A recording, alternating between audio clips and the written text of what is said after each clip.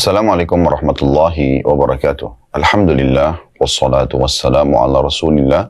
Segala puji dan puja kehadirat Allah subhanahu wa ta'ala, juga salawat dan taslim kepada Nabi besar Muhammad sallallahu alaihi wa alihi wa sahbihi wasallam. Semoga pada hari ini Allah subhanahu wa ta'ala memanjangkan umur kita di atas ketaatan kepadanya, serta juga Allah subhanahu wa ta'ala menerima seluruh amal-amal saleh yang pernah kita kerjakan, yang sedang kita kerjakan, akan kita kerjakan sampai menjelang ajal datang dengan pahala yang sempurna. Dan semoga saja semua dosa-dosa, sengaja tidak sengaja, besar ataupun kecil yang pernah kita lakukan, dimaafkan oleh Allah subhanahu wa ta'ala.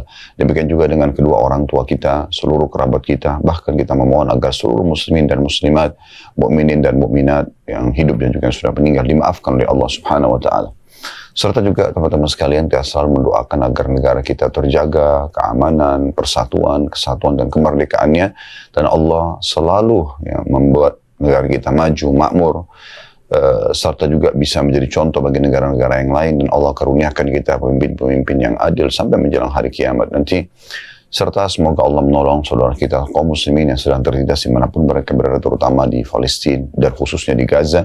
Semoga Allah ikhlaskan niat mereka, terima para syuhada mereka, mulakan Islam di tangan mereka dan tangan kita semua, serta semoga Allah ikut sertakan kita bersama mereka di pahala, baik dengan doa, dengan harta, juga dengan jiwa kita. Dan semoga Allah subhanahu wa ta'ala menyatukan kita semua di surga Firdausnya tanpa hisab. Allahumma amin. Baik teman-teman sekalian, kita akan melanjutkan pada kesempatan ini bedah buku 10 penyebab lapangnya hati. Dan kita sudah membahas ini pada pertemuan yang lalu. Sebenarnya tema ini tepatnya hari Kamis. Dan memang di hari Kamis inilah kita membedahnya. Hanya saja biasanya dulunya ya kita membedah buku yang sudah kita selesaikan. Alhamdulillah 30 amal penyebab pelebur dosa. Dan kali ini kita sudah pindah ke buku baru bagi teman-teman yang mengikuti episodenya dan sempat ketinggalan episode pertama yang lalu. Kita sudah pindah ke buku kecil, judulnya 10 penyebab lapangnya dada. Dan insya Allah kita akan masuk pada kesempatan ini penyebab yang kedua, yaitu bersangka baik kepada Allah subhanahu wa ta'ala. Saudaraku seiman, ada satu amalan hati yang sedikit difahami oleh kaum muslimin. Bahkan ini bisa menjadi satu pondasi dasar dari setiap amal soleh yang kita kerjakan sehingga diterima oleh Allah subhanahu wa ta'ala, dan juga pondasi dasar agar seluruh dosa-dosa yang kita mohon ampunannya kepada Allah dimaafkan. Siapa yang tidak ingin teman-teman sekalian amal solehnya diterima oleh Allah subhanahu wa ta'ala semuanya? Dan siapa juga yang tidak ingin semua dosanya dan kesalahan dimaafkan, sehingga fasilitas yang tertahan dari dosa-dosa yang pernah dilakukan kembali Allah berikan, dari kesehatan, dari keturunan, dari kebahagiaan dunia dan akhirat, terpenuhi kebutuhannya dunia akhirat, serta juga segala hal-hal yang menyebabkan datangnya hukuman ya, dari dosa-dosa tersebut juga terhilangkan. Misalnya kesengsaraan, penderitaan, ujian yang berat di dunia, serta siksa kubur, siksa di neraka nanti di akhirat, hilang. Tentu semua orang akan mengatakan, saya mau. Nah ini poinnya. Yang sedang kita bahas adalah poin yang merupakan pondasi dasar daripada amal-amal soleh kita diterima, serta juga dosa-dosa kita dimaafkan. Itulah prasangka baik kepada Allah subhanahu wa ta'ala. Awalnya saya akan berikan dulu kronologisnya teman-teman sekalian. Kita harus tahu pondasi agama kita seluruhnya ya. Pondasi dasar seluruhnya. Kalau tadi kita bicara nanti salah satu substansialnya. Pondasi dasar seluruh agama kita adalah keyakinan. Karena kita harus yakin kalau Allah subhanahu wa ta'ala memang ada, walaupun Allah tidak nampak dengan mata kita. Karena terlalu banyak realita di depan mata kita yang terbukti kalau Allah yang pencipta. Adanya langit dan segala macam yang ada di sana, dari bintang-bintang, pergantian siang malam, burung yang berterbangan, awan, hujan yang turun di antara awan-awan tersebut ya. Kemudian juga yang ada di bumi ya, misalnya apa saja, ragam tumbuh-tumbuhan, beragam macam buah-buahan ya.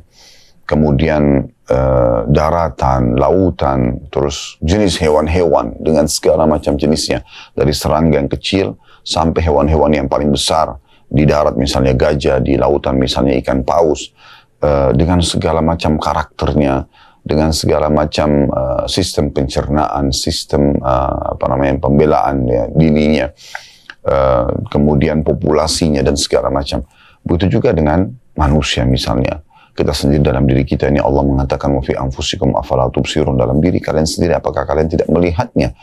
Jadi memang tanda-tanda kebesaran Allah Subhanahu wa taala, mata kita bisa melihat. Sekarang Anda melihat dan mengikuti acara ini, saya pun bisa melihat ke kamera misalnya, dan saya bisa melihat teman-teman atau kita melihatlah di sekitar kita, mata kita bisa berpikir semua tanda kebesaran yang luar biasa. Dari mana mata ini? Gitu kan? Siapa yang mengatur sistemnya, urat-uratnya ya? Kemudian kadar cahaya yang bisa ditangkap oleh mata sehingga mata bisa memantulkannya kembali dan kita bisa melihat. Kemudian telinga yang ada gendang kecil saja, tapi kita bisa mendengar suara-suara yang sampai kepada kita. Begitu juga dengan hidung kita, dengan seketika bisa membedakan wangi dan busuk. Lidah kita bisa membedakan manis, asam seketika, ya. Dan segala macam hal kita bisa, pada saat kita lapar, kita rasakan ingin makan. Siapa yang membuat lapar itu? Siapa yang menciptakan kita? Siapa yang menciptakan lapar itu? Dan siapa yang mengajar kita atau mengarahkan sistemnya harus makan? Nggak bisa kepada yang lain, gitu kan? Begitu juga dengan haus. Seperti sekarang kita lagi puasa, misalnya di siang hari Ramadan, kita bisa rasakan rasa haus. Kita bisa merasakan rasa haus, teman-teman sekalian. Nah, dengan merasakan rasa haus ini, kita terarahkan minum, ya, supaya dahaga kita bisa hilang. Nah, ini luar biasa. Sistem kan, yang mau nggak mau kita harus ikutin. Nggak bisa dengan haus kita alihkan ke yang lain, atau kita lapar kita alihkan ke yang lain. Karena kalau kita alihkan ke yang lain tetap akan lapar, tetap akan haus misalnya. Begitu juga pada saat mengantuk. Siapa yang ciptakan kita? Siapa yang ciptakan ngantuk itu? Dan kemudian siapa yang mengarahkan kalau ngantuk itu harus tidur? Nggak bisa kita ganti dengan yang lain. Misalnya kita kalau ngantuk kita makan misalnya. Nggak bisa. Atau kalau kita lapar kita tidur. Tetap bangun nanti akan lapar. Dan seterusnya. Fungsi-fungsi sekian banyak organ-organ di tubuh kita ini, yang mungkin kalau kita rinci hal satu tuh sudah menjadi kajian ilmiah yang sangat besar dan penelitian yang sudah banyak dilakukan oleh para ilmuwan di bidangnya. Maka semua itu teman-teman sekalian menunjukkan memang ada pencipta. Tidak pernah ada yang bisa mengatakan, oh saya menciptakan kuping manusia. Suruh buktikan. Misalnya, atau dia kalau kupingnya sakit bisa nggak dia obatin, atau dia ganti dengan kuping sendiri dengan mencopotnya, dia buat kuping lagi, dia nggak bisa lakukan itu. Berarti menandakan memang wujud ada pencipta, dan hanya Allah Subhanahu wa taala yang memang pantas untuk dijadikan sebagai Tuhan, dengan mengikuti dan melihat bagaimana utusannya para nabi-nabi menyampaikan ajaran, dan juga kitab-kitab yang diturunkan dari langit seperti yang kita yakini Al-Quran, semuanya berisikan maslahat dan panduan hidup yang benar. Semua yang diperintahkan dalam agama Allah, jujur, amanah, tanggung jawab, bakti sama orang tua, berbagi, segala macam itu baik-baik. Dan semua yang dilarang pasti buruk. Dan manusia mengetahui secara fitrah alami itu buruk. Misalnya berbohong, menipu, mengganggu orang, mencuri, membunuh, dan seterusnya. Berarti memang mengerucut ke situ. Dan ini membuat kita yakin kalau memang ada Tuhan Allah Subhanahu wa taala. Makin tinggi tingkat level keyakinan kita, maka makin baik tentunya nanti prasangka berprasangka kita kepada Allah Subhanahu wa taala. Nah, ini pondasi umumnya. Jadi kita harus memang punya keyakinan, teman-teman sekalian. Nah, ulama mengatakan prasangka kepada Allah Subhanahu wa taala ini adalah amalan hati. Dan ini memang teman-teman sekalian, amalan hati ini perlu kita fahami baik-baik. Kalau ada amalan badan, ada amalan hati. Amalan hati itu seperti misalnya ikhlas, tawakal, ya, syukur, ya, ini semua amalan-amalan hati ini. Sabar, ya, termasuk diantaranya prasangka, berprasangka baik kepada Allah Subhanahu wa taala. Baik, itu kurang lebih kronologisnya. Sekarang kita masuk lebih dalam tentang prasangka ini.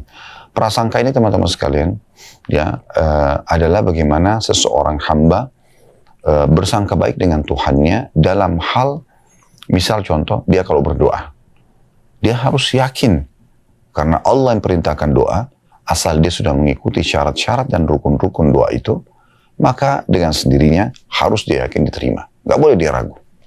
Ya. Nah, ini namanya prasangka baik dengan Allah Subhanahu wa taala. Makanya kata Nabi SAW, "Ud'u rabbakum muqinuna bil ijabah, fa inna Allah la yaqbalu du'a min qalbin ghafil." Berdoalah kalian kepada Tuhan kalian dalam kondisi diikuti dengan keyakinan penuh dalam hati dan diterima, karena Allah tidak akan menerima doa dari hati yang lalai. Misal, ya, berarti memang kita nggak boleh teman-teman berdoa. Ini Allah kasih nggak sih? Saya minta jodoh, saya minta pekerjaan, saya minta keturunan. Kebanyakan orang tidak sadar, sebenarnya terhalanginya doanya, karena dia justru bersangka buruk sama Allah. Belum berdoa sudah mengatakan, dalam diri dia ya, antara dia sama Tuhannya, kayaknya tidak akan dikasih. Kayaknya saya sudah terlanjur mandul. Kayaknya saya sudah terlanjur begini dan begitu. Dia bersangka buruk. Padahal sebenarnya selama tidak bentrok dengan sunnatullah, sistem yang sudah Allah buat, contoh misalnya, malam dan siang itu sistem Allah sudah buat. Tidak mungkin kita menabrak sistem itu ya, tanda kutip di sini menabraknya. Maksudnya kita karena tidak suka malam, kita ingin siang aja supaya kita beraktivitas terus, lalu kita mengatakan, ya Allah hilangkan malam. Itu nggak mungkin. Itu berarti kita seperti ingin bentrok dengan sunnatullah. Kita tidak suka dengan lawan jenis, lalu kita mengatakan, ya Allah hilangkanlah laki-laki atau hilangkanlah perempuan. Itu sunnatullah, nggak mungkin. Atau ya Allah lahirkanlah anakku dalam kondisi anak itu tiba-tiba sudah dewasa. Jangan bayi ya Allah. Keluarkan orang besar dari tubuhku, dewasa sehingga dia langsung bisa bekerja. Itu nggak mungkin. Sistem Allah harus melalui bayi semua manusia, termasuk para nabi-nabi, kemudian sampai beranjak anak-anak dan dewasa, barulah kemudian dia seperti yang kita harapkan tentunya pada saat kita pandu kepada apa yang kita inginkan, kebaikan atau keburukan. Jadi seperti itulah yang harus kita fahami teman-teman sekalian. Nah ini amalan hati ini penting sekali ya. Sebagaimana juga teman-teman sekalian kita harus memahami poin penting dalam masalah ini. Bersangka baik dengan Allah Subhanahu Wa Taala kalau kita sudah buat dosa ya. Lalu kita ingin bertaubat. Jangan pernah mengatakan, oh saya sudah terlalu banyak dosa, sepertinya Allah tidak akan maafkan saya. Ya. Atau dimulai dengan pertanyaan, apakah Allah akan memaafkan saya? Ya. Tapi dia langsung menjawab sendiri sambil mengatakan, sepertinya Allah tidak akan memaafkan karena dosa saya terlalu besar. Gitu.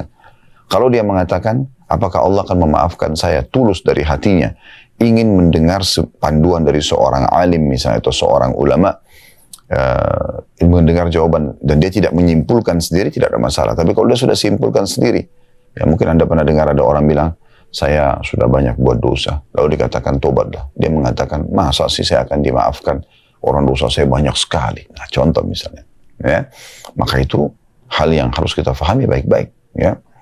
Terjadi di masa Nabi SAW, pernah ada dua orang, yang satu soleh, yang satu jauh dari agama. Yang baik ini yang soleh menasihatin yang buruk ini. Jangan kau lakukan, jangan kau lakukan, jangan kau lakukan. Tapi orang yang melakukan ini, dosa ini masih tetap melakukannya. Seperti umumnya orang mungkin hatinya masih belum mendapatkan hidayah. Maka dia pun main menolak sajalah. Ya. Akhirnya yang soleh ini karena tidak sabaran, dia langsung mengatakan, sepertinya Allah tidak akan memaafkan kamu. Maka di saat itu Allah Subhanahu Wa Taala berfirman ya kepada Nabi Muhammad SAW, siapa orang ini? Berani-beraninya dia mendahului aku, ya, dengan mengatakan Allah tidak akan memaafkan kamu. Nabi-nabi pun tidak ada yang berani mengucapkan itu. Tapi orang ini berani mengucapkan. Seakan-akan dia langsung bersangka buruk kepada Allah kalau Allah tidak akan maafkan orang seperti kamu. Maka yang terjadi Allah SWT mengatakan, katakan hai Muhammad bahwasanya amal-amal dia, orang ini sudah saya hapuskan, justru orang yang berdosa saya maafkan kesalahannya. Jadi Allah SWT adalah zat yang maha baik, yang maha adil, yang maha dermawan, maha segala-galanya. Jadi kita bersangka baik kepada Allah Subhanahu Wa Taala sebesar apapun dosa Anda. Allah menyebutkan dalam surah Az-Zumar surah nomor 39 ya. Salah satu ayatnya, Kul ya ibadiyalladzina asrafu ala anfusihim la taqnatu min rahmatillah. Innallaha yaghfiru dzunuba jami'a. Al-ayah yang artinya, katakan hai Muhammad kepada hamba-hambaku yang sudah melampaui batas. Sudah luar biasa dosa-dosa yang dilakukannya. Sudah melampaui batas, mungkin tidak umum manusia kerjakan. Sudah terlalu banyak membunuh, terlalu banyak memerkosa, terlalu banyak mencuri, terlalu banyak segala macam. Katakan, jangan kalian putus asa dengan rahmat Allah. Sungguhnya Allah mengampuni semua dosa-dosa. Ya. Allah itu maha pemaaf. Sangka baik dengan Allah Subhanahu Wa Taala. Itu juga dengan Anda beramal saleh. Anda kalau beramal saleh, Anda sangka baik dengan Allah Subhanahu Wa Taala. Sangka baik teman-teman sekalian. Kalau Anda sudah memenuhi semua syarat-syarat ibadah itu, sholat misalnya, sudah ikutin semuanya. Memang sudah tutup aurat, masuk waktunya, mengikuti gerakannya, bacaannya, semua Anda ikutin. Anda jauhi hal-hal yang membatalkannya. Anda harus yakin dan sangka baik kepada Allah, Allah sudah terima. Ya, cuman memang ada amalan hati yang lain, yaitu ikhlas di sini. Ya, jangan sampai Anda nodai dengan riya, lawannya ikhlas. Anda justru pamer, saya semalam sholat begini, saya sudah bersedekah begini. Maka akhirnya merusak, gitu kan. Ini babnya beda lagi, masalah keikhlasan. Tetapi di sini teman-teman sekalian, selama dia tidak mengikuti dengan hal itu, maka insya Allah akan sangat baik. Ya. Jadi memang sangat peka bahasannya, tetapi ini merupakan pondasi dasar tadi saya bilang, yang harus kita fahami sama-sama. Baik teman-teman sekalian, kita coba dengar perkataan para ulama tentang masalah ini, diantaranya Ibnu Qayyim rahimahullah. Beliau mengatakan, telah jelas perbedaan antara husnudzon dan gurur, terpedaya dengan diri sendiri. Berprasangka baik, ya, berprasangka baik mendorong lahirnya amal. Nah, cirinya orang yang sangka baik sama Allah itu, dia sudah berdoa, dia sudah sholat, dia sudah puasa, dia sudah kerjakan semua amal-amal saleh. Sisi lain dia sudah taubat dari dosa-dosanya. Maka mendorong dia lebih ingin beramal. Ya. Mendorong dia untuk lebih istiqamah. Ya. Konsisten menjaga ibadah tersebut. Kemudian juga menganjurkan, membantu dan menuntun untuk melakukannya. Maksudnya jiwanya jadi ingin selalu mengerjakan, dia pun tersemangati ya untuk selalu mau mengajarkan kepada orang lain kebaikan-kebaikan tersebut, ya sehingga dia dan orang lain mengerjakan bersama-sama. Anda pernah lihat nggak ada orang yang pernah ahli maksiat, kemudian dia taubat. Setelah dia taubat, dia berubah total. Bahkan dia menjadi seorang dai, ya. Dia bukan cuma sekedar meninggalkan zinanya, bohongnya, ribanya, membunuhnya dan segala macam. Tapi dia coba untuk menjadi orang yang lebih baik. Saya bertemu dengan beberapa orang mu'allaf ya. Bahkan sempat menjadi tokoh-tokoh dunia mereka. Yang badannya penuh dengan tato, yang dulunya jauh sekali tidak mengerti agama. Dari agama Nasrani Katolik dan dari Protestan. Itu hari kedatangan dari Inggris, kedatangan dari Amerika, dan kita ketemu ngobrol gitu ya. Dan ternyata mereka tuh cara ungkapinnya, saya sadar benar kalau dulu saya itu salah. Sekarang saya ingin perbaikin, dan saya ingin coba untuk menawarkan dan menjelaskan kepada orang, kalau ini kenikmatan loh.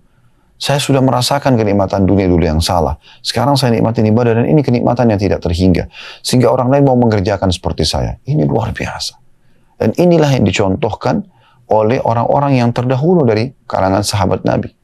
Bagaimana para sahabat Nabi pada saat mereka bertobat, seperti Ikrimah bin Abi Bakar, Ikrimah bin Abu Jahal radhiyallahu anhu.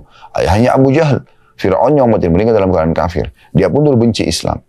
Tapi pada saat pembebasan kota Mekah, dia masuk Islam. Dan setiap kali lihat Al-Quran dia nangis. Dia menangis. Dan dia mengatakan, ini perkataan Tuhanku yang aku lalaikan. Ya, kemudian dia mengatakan, ya Rasulullah, dulu sebelum saya masuk Islam, saya sangat benci dengan Islam.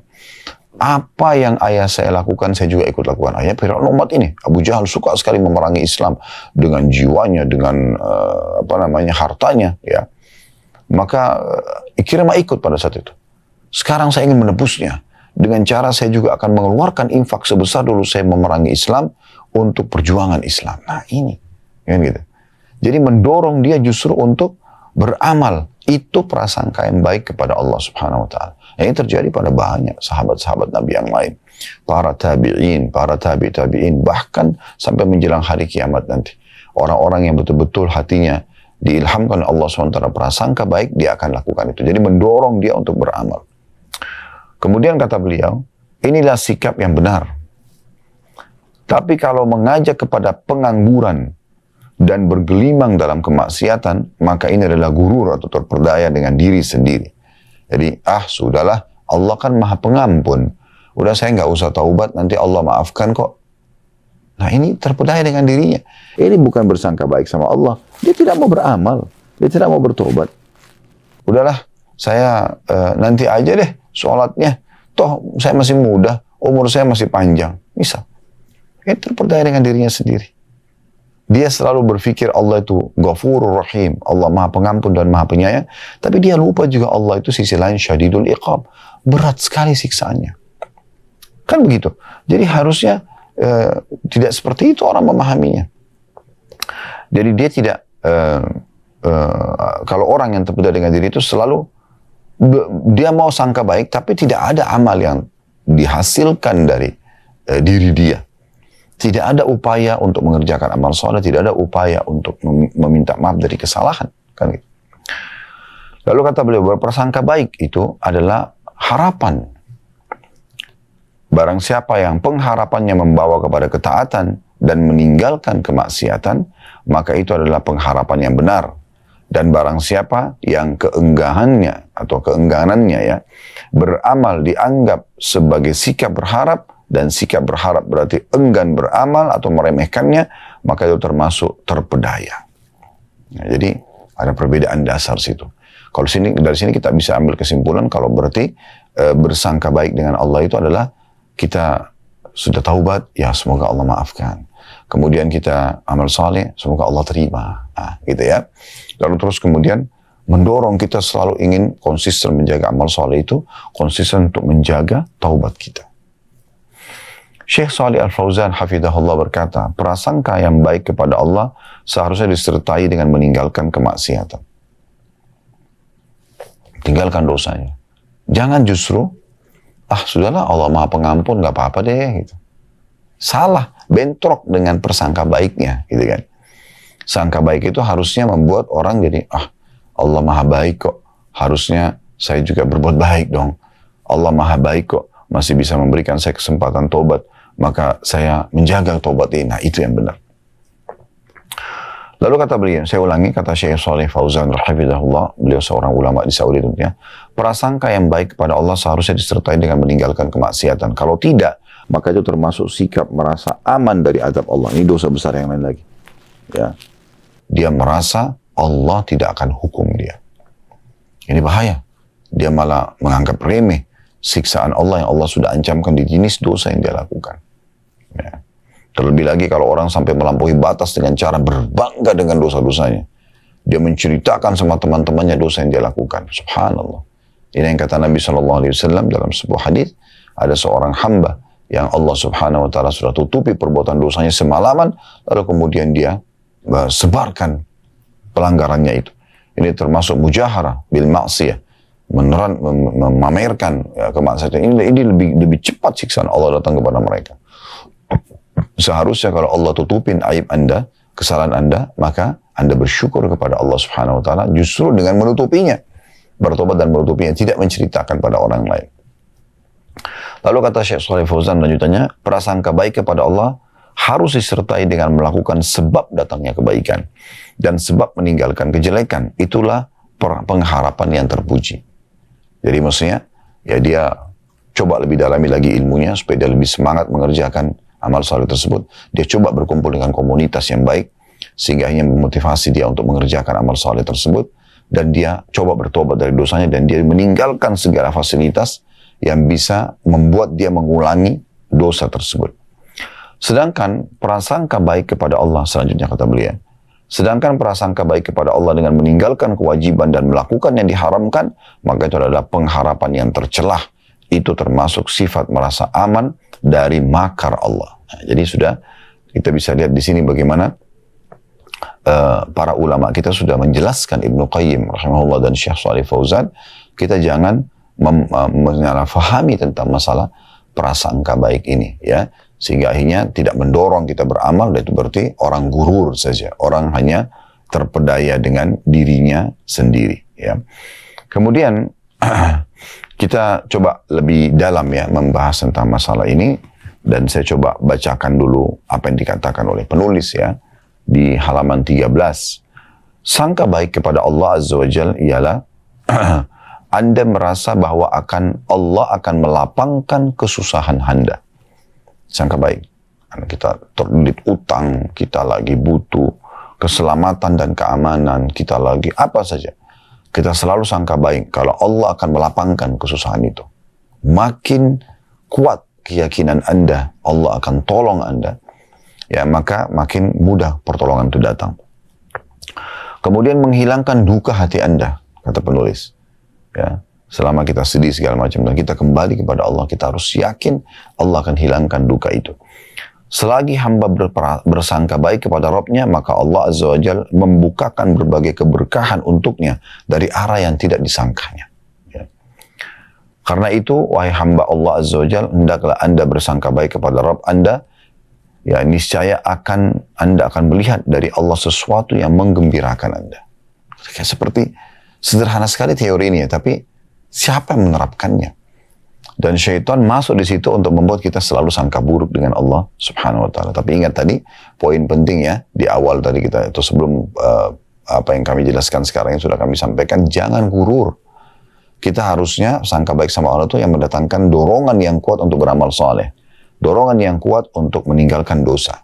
Nah, gitu. Tapi kalau kita tetap saja lalai dari kewajiban-kewajiban, kita terus-terus dalam dosa, dan kita mengatakan saya sangka baik sama Allah, ini bukan sangka baik, tapi ini gurur. Terpedaya dengan dirinya sendiri, dan ini adalah permainan syaitan.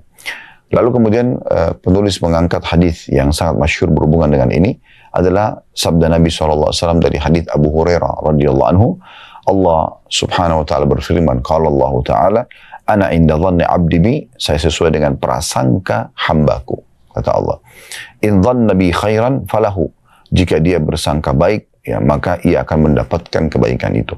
Wa in dhanna syarran falahu, dan jika dia bersangka buruk, maka dia pun akan mendapatkan keburukan tersebut. Ya, hadis ini diriwayatkan Ahmad dan juga Ibnu Hibban. Ini yang ditulis oleh penulis cuma sedikit saja, kurang lebih 2 paragraf ya, kurang lebih. Dan seperti biasa kita lebih panjang lebar menjelaskan masalah itu. Dalam hadis yang lain, kita ini tambahannya ya, yang mirip dengan ini. Hadis yang diriwayatkan oleh Imam Bukhari dan Muslim, ya, dari hadis Abu Hurairah juga radhiyallahu anhu, bahwasanya Nabi SAW bersabda, yaqulullahu ta'ala, Allah Subhanahu wa ta'ala ya berfirman, ana inda dhanni 'abdi bi wa ana ma'ahu idza dzakarani. Aku sesuai dengan prasangka hambaku, dan aku selalu bersamanya kalau dia mengingatku. Ya. Fa in dzakarani fi nafsi dzakartu fi nafsi. Kalau dia mengingatku dalam dirinya, aku juga akan ingat dia dalam diriku. Wa in dzakarani fi mala'in dzakartu fi mala'in khairin min. Kalau dia menyebut aku dan mengingatku di tempat keramaian, maka aku juga akan menyebutnya di tempat ya keramaian yang lebih baik daripada mereka, maksudnya komunitas para malaikat. Wa in taqarraba ilaihi shibran taqarrabtu ilaihi dhira'an. Dan bila hamba itu mendekatkan diri kepadaku 1 jengkal saja, sedikit berupaya untuk amal saleh, sedikit berupaya untuk taubat, yang meninggalkan dosa, maka aku akan dekatkan diri kepadanya dengan sehasta. Wa in taqarraba ilayya shibran taqarrabtu ilaihi dhira'an. Ya. Maaf. Wa in taqarraba ilayya dhira'an taqarrabtu ilaihi ba'an. Dan kalau dia mendekatkan diri kepadaku sehasta, maka aku dekatkan diri kepadanya sedepah. Wa in atani yamshi ataitu harwalah. Kalau dia datang kepadaku sambil berjalan, aku akan datang kepadanya sambil berlari kecil. Artinya Allah Subhanahu wa ta'ala memang menyukai hamba-hambanya yang ingin mendekatkan diri kepadanya. Allah mau kita manja, saudaraku seiman. Allah mau kita manja. Kenapa kita tidak manja dengannya? Kalau Anda misalnya berdoa kepada Allah SWT dan Anda belum mendapatkan hasilnya, jangan lupa hadis Nabi SAW. Hadis yang sangat masyhur, di mana Nabi SAW mengingatkan kepada kita, kalau ya seorang hamba itu berdoa, maka dipastikan akan melalui salah satu dari 3 tahapan. Akan melalui salah satu dari 3 tahapan. Yang tahapan ini sangat masyhur. Ya, kata Nabi SAW dalam hadis ya, di masalah ini, ma min muslimin yadu bida'watin laisa fiha ithmun wala qati'atur rahim. Tidak ada seorang muslim yang berdoa kepada Allah ya, yang tidak ada dosa dalamnya dan tidak memutuskan hubungan silaturahim, illa a'tahu Allahu biha ihda thalath. Kecuali Allah akan berikan dia melalui salah satu dari 3 tahapan. Imma an tu'ajjal lahu da'watuhu, Allah memberikan langsung jawaban doanya. Misalnya, Allah sembuhkan saya, maka Allah langsung buat dia bertemu dengan dokter yang tepat, mengkonsumsi isi resep yang tepat, kemudian sembuh. Gitu ya. Wa imma an yaddakhiraha lahu fil akhirah, atau Allah akan simpankan yang panen dalam bentuk pahala pada hari kiamat nanti. Jadi tidak ada yang sia-sia di sisi Allah, ya. Sebagaimana Allah katakan dalam firman-Nya, Inna Allah la yadhlimu mithqala dzarrah wa in taku hasanatan yudha'ifha yu'ti min ladunhu ajran 'azima. Allah tidak akan menzalimi seperti biji sawi pun. Kalau itu amal soleh yang dikerjakan, maka Allah akan berikan dari sisinya balasan yang besar. Wa imman yasrifa anhu minas su' mithlaha, ya.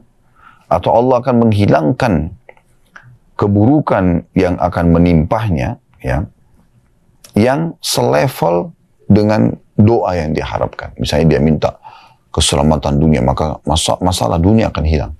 Dia minta keselamatan akhirat, maka masalah di akhirat akan terangkat, ya. Seperti itu.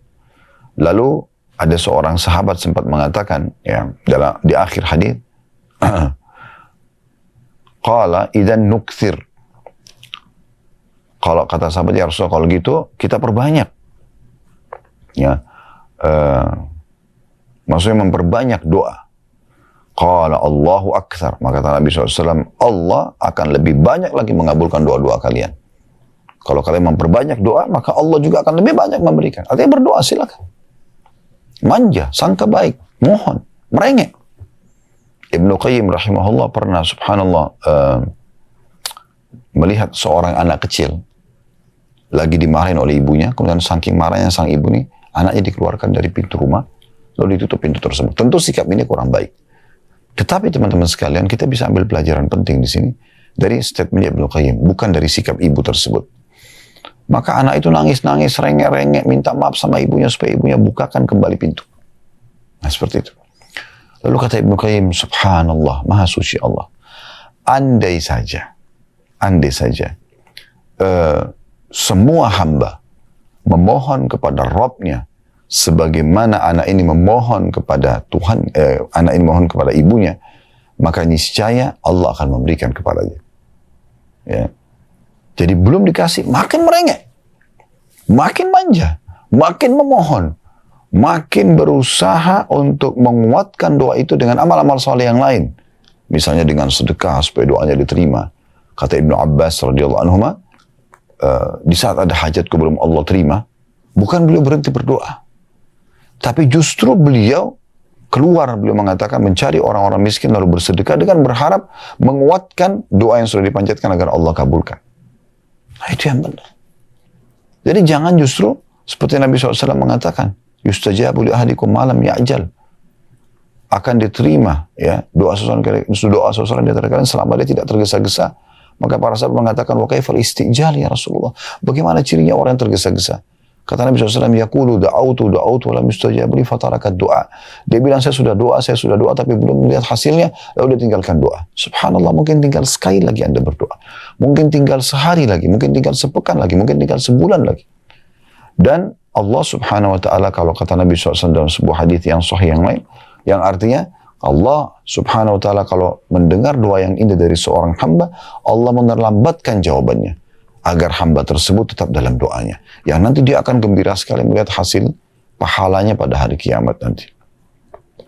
Ibnu Rajab menyebutkan rahimahullah dalam kitab Jami'ul Ulum wal Hikam, fal ilhau bid du'a bil maghfirah ma'a raja'illahi ta'ala mujibun lil maghfirah. Terus meminta, tidak berhenti, ya, dengan doa dan memohon ampunan kepada Allah disertai dengan penuh harap padanya, bersangka baik kepadanya, adalah jalan yang paling cepat mendatangkan pengampunan itu sendiri. Jangan pernah putus asa. Dan ketahuilah teman-teman, kalau kita sudah terdorong untuk memanjatkan doa kepada Allah, memohon hajat kita dan merengek dan manja kepadanya, serta kita memohon agar Allah memaafkan kesalahan kita dan kita terus konsisten melakukan itu, maka ini berarti Allah menginginkan kebaikan buat kita. Dan ketahuilah ini adalah amal yang paling tepat yang Anda lakukan. Berdoa dulu. Kenapa kita sebelum melakukan aktivitas dalam agama Islam, dalam syariat Allah SWT disuruh berdoa? Berdoa sebelum makan, berdoa sebelum keluar rumah, berdoa sebelum pakai pakaian, masuk kamar mandi, biologis, dan segala macam. Supaya kita memohon dulu kepada Allah, baru kita beraktivitas. Itu yang benar. Kalau kita tidak, kita kan ikhtiar dulu. Kalau sudah mentok di 30 dokter, nggak ada solusinya, baru sholat malam dan berdoa. Baru umroh. Berapa banyak orang lakukan itu, umroh haji pada saat penyakitnya sudah kronis, tidak bisa sembuh lagi. Tidak dari awal dia memohon kepada Allah SWT. Tidak dari awal dia menjadikan doanya, komunikasi, manjanya, merengeknya sama Tuhannya adalah senjata utamanya. Sehingga nanti obat, dokter yang didatangkan oleh Allah ini yang terbaik yang segera menyembuhkan penyakitnya. Nah itu poinnya. Dan dalam sebuah hadis yang mulia, hadis riwayat Tirmidzi, Ibnu Majah, Ahmad dengan sanad hasan, kata Nabi SAW, "Laisa syai'un akramu 'ala Allah Ta'ala min ad-du'a." Tidak ada sesuatu yang lebih besar pengaruhnya di sisi Allah dibandingkan dengan doa. Ada seseorang tabi'in disebutkan dalam sebuah kisah, dia rupanya mimpi bertemu dengan Umar bin Khattab radhiyallahu anhu. Kemudian dia pun bertanya kepada Umar. Dalam mimpi ya, tidak bisa diatur. Hai Umar, apa kira-kira yang paling cepat membuat rahmat Allah datang, pengampunan Allah datang, amal-amal diterima, dan dimaafkan kesalahan? Maka Umar memberikan isyarat dengan doa. Dengan doa. Nabi SAW, seorang Nabi, udah jelas dijanjikan kemenangan kepada beliau. Anda tahu, pada saat akan terjadi perang Badar, Allah sudah pastikan menang. Dalam Al-Quran dipastikan. Beliau yakin kemenangan datang. Tapi beliau tidak berhenti berdoa. Sampai Abu Bakar pada saat melihat Nabi SAW berdoa terus di kemahnya. Sudah melihat pasukan muslimin berhadapan dengan pasukan kafir Quraisy. 314 orang. Ya, 313, 314 sama beliau. Itu sudah berhadapan sama musuh yang 1.000 orang. Sahabat-sahabat hanya dengan peralatan perang yang sederhana. Karena mereka tujuannya keluar di perang Badar untuk menahan kafilah dagang Quraisy, bukan berperang. Sementara 1.000 orang Quraisy semuanya keluar untuk berperang. Dengan senjata lengkap. Maka beliau berdoa mengatakan, "Ya Allah, kalau seandainya engkau membiarkan hamba-hambamu ini kalah, maka tidak lagi yang bisa menyembahmu di muka bumi." Terus beliau merengek sampai Abu Bakar mengatakan, "Ya Rasulullah, ya tenangkan diri Anda. Ya Rasulullah, ya kasihani diri Anda." Ya, tapi Nabi SAW terus berdoa. Sampai akhirnya beliau tertidur senyap, lalu beliau bangun, lalu beliau senyum. Beliau mengatakan, "Terima berita gembira. Allah telah menurunkan malaikat-malaikat membantu kalian." Ya. Jadi seperti itu yang harus kita lakukan teman-teman sekalian. Ya, jadi poin ini harus kita perhatikan. Hasan Basri berkata rahimahullah, sesungguhnya seorang mukmin ketika bersangka baik pada Tuhannya, maka dia akan memperbaiki amalnya. Sementara orang buruk, dia berprasangka buruk kepada Tuhannya, sehingga dia melakukan amal keburukan. Tadi seperti contoh ya, salat, Allah akan terima amal saya. Udah, saya mau tambah amal salat yang lain. Saya sedekah, Allah akan terima sedekah saya. Daripada cuma itu, saya ingin daripada cuma satu pahala, saya ingin tambah pahala sedekah yang lain. Dia terus semangat. Nah, seperti itu. Tapi orang yang sangka buruk, ya, yang jauh dari rahmat Allah Subhanahu Wa Taala, mereka selalu beramal, sudahlah, tidak akan diterima, percuma. Saya sudah 50 tahun nggak sholat. Masa sekarang kalau saya sholat, sehari kemudian saya meninggal, Allah maafkan kesalahan saya. Subhan. Dia sudah sangka buruk duluan. Saya sudah buat dosa 70 tahun. Masa saya dengan satu kali taubat nasuha, sehari atau bahkan hanya beberapa saat saja. Ya, hanya beberapa saat saja. Ya, bertaubat kepada Allah. Tulus dari hati, hitungan detik mungkin orang bertobat. Lalu semua dosa 70 tahun dimaafkan. Tidak masuk akal. Nah, dia sudah begitu. Maka terdoronglah dia untuk hal-hal yang buruk. Maka ini poin penting sekali untuk kita garis bawahi. Ibnu Qayyim, Abul Abbas Al-Qurtubi, rahimahullah berkata, pendapat lain ada juga yang mengatakan maknanya bersangka baik sama Allah dan mengira akan dikabulkan apabila berdoa. Dengan penuh keyakinan dalam hati, mengira dengan penuh keyakinan dalam hati diterima ketika bertaubat, mengira diampuni ketika memohon ampunan, mengira diterima amalnya ketika melaksanakan dengan memenuhi persyaratan, serta berpegang teguh terhadap kejujuran janjinya dan lapangnya keutamaan yang Allah sudah janjikan. Jadi maksudnya dia yakin sekali, ya kalau misalnya dia sholat malam nih, janjinya dalam hadis apa? Diterima doa. Boleh nggak orang sholat malam agar doanya diterima? Boleh. Nggak masalah, justru bagus sekali dia seperti itu. Nah, dan Nabi SAW sudah mengingatkan kepada kita untuk bersangka baik sama Allah ini bukan hanya sesaat, bukan hanya dengan satu amal soleh, yang kita kerjakan, atau dosa yang satu kita mohon ampun dan taubat. Tapi sampai kita meninggal, dan pada saat mau meninggal pun kita disuruh bersangka baik kepada Allah, kalau Allah akan masukkan saya ke dalam surga karena saya sudah coba bertaubat, ya, saya sudah coba melakukan amal saleh, ya. Sebagaimana Nabi SAW mengatakan dalam hadis riwayat Muslim, la yamutanna ahadukum illa wa huwa yuhsinu billahi dhann. Janganlah salah seorang dari kalian meninggal dunia sementara dia bersangka baik, kecuali dia sudah bersangka baik pada Tuhannya, ya. Maksudnya Tuhannya akan masukkan dia ke dalam surga, ya. Jadi yang disampaikan teman-teman dalam Al-Quran, dalam hadis Nabi SAW tentang orang beramal soleh, orang beriman akan masuk surga, itu bukan uang kosong itu, ya. Allah itu jujur dan benar dengan janjinya. Inna Allah la yukhliful mi'ad, Allah tidak akan pungkiri janjinya.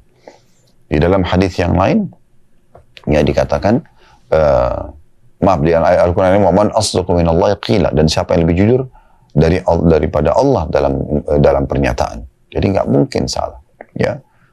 Begitu juga dengan orang-orang yang melakukan dosa-dosa, kan dihukum sama Allah. Nggak usah khawatir. Ada waktunya mereka akan mendapatkan itu. Kalau Anda melihat seorang hamba terus konsisten dalam amal salehnya, berarti Allah ingin kebaikan buat dia. Bahkan kadang-kadang setelah meninggal pun masih ada saja orang yang diceritakan keburukannya, dianggap keburukan, padahal sebenarnya mereka orang-orang saleh. Contoh misalnya Abu Bakar sama Umar radhiyallahu anhu, setelah meninggal masih ada orang yang coba berbicara tentang Abu Bakar sama Umar. Siapa mereka? Ya. Orang tidak paham, maka ada beberapa tabi'in datang kepada Aisyah dan mengatakan, wahai Ummul Mukminin, sebenarnya bagaimana kami bisa memahami ini? Ada saja orang yang membicara keburukan tentang Abu Bakar sama Umar, padahal mereka tidak buruk. Mereka adalah orang-orang yang baik, mereka mertua Nabi, mereka orang-orang saleh. Aisyah sambil senyum mengatakan, sungguhnya Allah hanya mau menambahkan pahala buat mereka, gitu kan? Dengan cara itu. Jadi memang Allah Subhanahu Wa Taala punya cara dalam memberikan hamba-hambanya kebaikan-kebaikan itu. Ya. Begitu juga banyak orang yang subhanallah di saat hidupnya dia melakukan dengan penuh persangka baik dengan Allah dan dengan semangat dia mengerjakan amal saleh, maka Allah nukil kisah-kisah mereka setelah mereka meninggal supaya jadi pelajaran buat manusia. Baik kisah mereka beramal saleh atau kisah mereka meninggalkan dosa-dosa. Dalam kitab Al-Mawsu' Al-Fiqhiyah di jilid 10 halaman 220 dikatakan tentang makna hadis tadi, ya, yang hadis riwayat Muslim, la yamutanna ahadukum illa wa yuhsinu dhannu billah, atau wa huwa yuhsinu billahi dhann. Janganlah salah seorang dari kalian meninggal dunia kecuali dia bersangka baik sama Tuhannya. Maka para ulama mengatakan seorang mukmin diharuskan berprasangka baik kepada Allah Ta'ala, dan lebih tekankan lagi berprasangka baik kepada Allah ketika ditimpa musibah dan ketika akan meninggal dunia. Ya, kalau musibah sedang datang, dia bersangka baik sama Allah. Musibah ini akan hilang, dia tinggal introspeksi diri dan mengambil pelajaran. Sakitnya akan sembuh, ya, masalahnya akan selesai. Tidak boleh dia sangka buruk sama Allah. Bukan belum hari ini, besok. Belum besok, lusa. Terus saja dia mendekatkan diri kepada Allah Subhanahu Wa Taala, terus dia introspeksi diri. Maka insya Allah akan selesai urusan. Ya. Berapa banyak permasalahan hidup kita yang sudah selesai? Kenapa Anda lupa semua pengalaman hidup Anda yang sekian tahun dan berapa kali Anda mengalami permasalahan dan selesai, sementara sekarang ada musibah, ada ujian datang lalu Anda tidak sangka baik kepada Tuhan Anda. Kalau ini akan selesai. Caranya sederhana, tinggal introspeksi diri. Jangan curhat ke sana sini, hanya kepada Allah SWT. Wudu, sholat, taubat, mohon kepada Allah diberikan petunjuk. Disebutkan bahwasanya seorang ulama mengatakan dianjurkan bagi orang yang akan meninggal dunia bersangka baik kepada Allah Ta'ala. Berprasangka baik kepada Allah meskipun sangat dianjurkan ketika mau meninggal dunia dan dalam kondisi sakit, akan tapi sepantasnya seseorang senantiasa ya bersangka baik kepada Allah, ya walaupun dalam kondisi genting. Maksudnya memang ini sangat ditekankan. Walaupun dia sudah sakit parah, walaupun dokter sudah memvonis tidak bisa sembuh, walaupun ini dia tetap bersangka baik kepada Allah. Ya, Allah akan sembuhkan saya. Allah akan berikan saya pahala besar dari sini, dari ujian ini. Nah, seperti itu ya. Sebagaimana disebutkan oleh Imam Nawawi rahimahullah dalam syarah sahih Muslim beliau. Jadi ini kurang lebih teman-teman sekalian gambaran bahasan tentang masalah sangka baik kepada Allah Subhanahu Wa Taala. Semoga Allah mudahkan kita bisa menerapkan dalam kehidupan kita tentunya. Ya, semoga bermanfaat. Subhanakallah wa bihamdika asyhadu an la ilaha illa anta astaghfiruka wa atubu ilaik. Wassalamualaikum warahmatullahi wabarakatuh.